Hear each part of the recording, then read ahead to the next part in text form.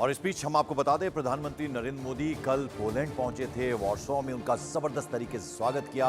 राष्ट्रपति उपराष्ट्रपति से उन्होंने मुलाकात की और साथ ही साथ इंडियन कम्युनिटी के लोग, जिन्हें बेसब्री से इंतजार रहता है, प्रधानमंत्री जिस भी देश में जाते हैं वहां जो इंडियन कम्युनिटी है वो मिलकर प्रधानमंत्री से बेहद खुश थी।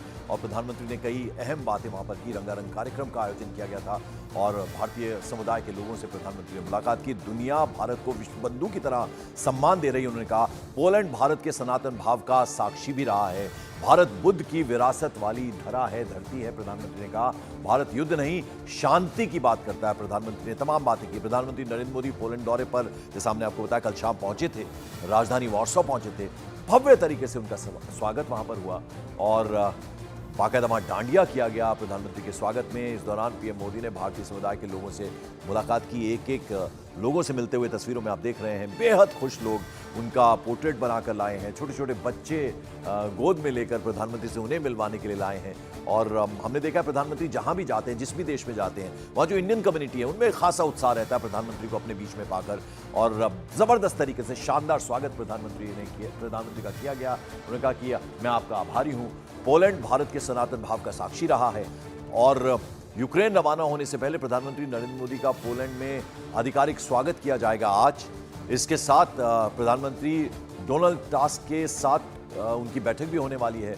फिर प्रतिनिधिमंडल स्तर की एक बातचीत होगी। पीएम मोदी शहीद सैनिकों को श्रद्धांजलि भी देने वाले हैं। आज का प्रधानमंत्री का पोलैंड का आज दूसरा दिन है उनका। तो आज क्या क्या करने वाले हैं प्रधानमंत्री, कहां कहां जाने वाले हैं, वो हमने आपको बताया। और फिर आज शाम रवाना होंगे यूक्रेन के लिए, जहां आपको मालूम है कि पिछले 2 साल से रूस और यूक्रेन के बीच में युद्ध लगातार चल रहा है। तो ज़ेलेंस्की से भी मुलाकात प्रधानमंत्री की वहां होनी है। गर्व है कि आज दुनिया भारत को विश्व बंधु के रूप में सम्मान दे रही है। हमारे लिए ये जियो पॉलिटिक्स का नहीं है, बल्कि संस्कारों का, वैल्यूज का विषय है।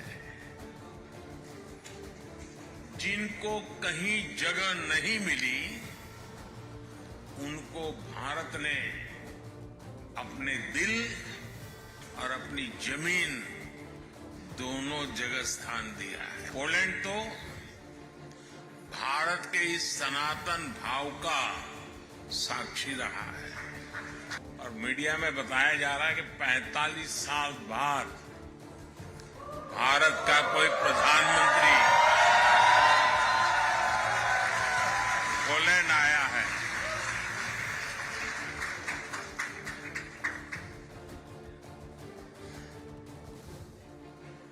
बहुत सारे अच्छे काम मेरे नसीब में ही है। और भारतीय समुदाय को संबोधित करते हुए प्रधानमंत्री नरेंद्र मोदी ने यूक्रेन युद्ध का भी जिक्र किया। पीएम मोदी ने कहा भारत बुद्ध के विरासत वाली धरती है, जो युद्ध नहीं शांति की बात करती है। ये युद्ध का युग नहीं है, ये उन चैलेंजेस से निपटने के लिए एकजुट होने का समय है जिनसे मानवता को सबसे बड़ा खतरा है। बुद्ध की विरासत वाली धरती है, और जब बुद्ध की बात आती है तो जो युद्ध नहीं शांति पर विश्वास करती है। का मत एकदम साफ है, ये युद्ध का युग नहीं है।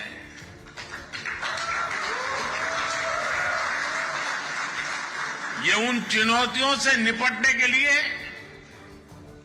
एकजुट होने का समय है, जिनसे मानवता को सबसे बड़े खतरे हैं। दशकों तक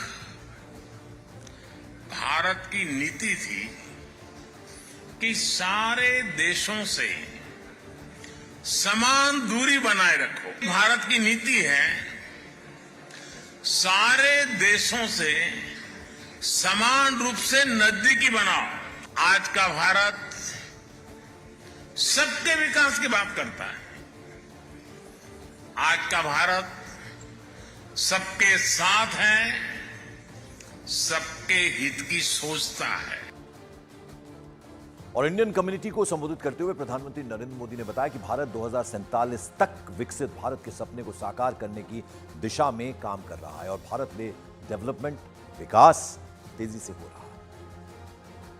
भारत मदर ऑफ डेमोक्रेसी तो है ही, एक पार्टिसिपेटिव और वाइब्रेंट डेमोक्रेसी भी है। भारत के लोगों का डेमोक्रेसी पर अटूट भरोसा है। ये भरोसा हमने हाल के चुनावों में भी देखा है। ये इतिहास के सबसे बड़े चुनाव थे। आजादी के आंदोलन के समय हमारे स्वतंत्रता सेनानियों ने समृद्ध भारत का सपना देखा था। आज हर भारतीय उस सपने को साकार करने के लिए जी तोड़ मेहनत कर रहा है। भारत ने लक्ष्य तय किया है कि 2047 तक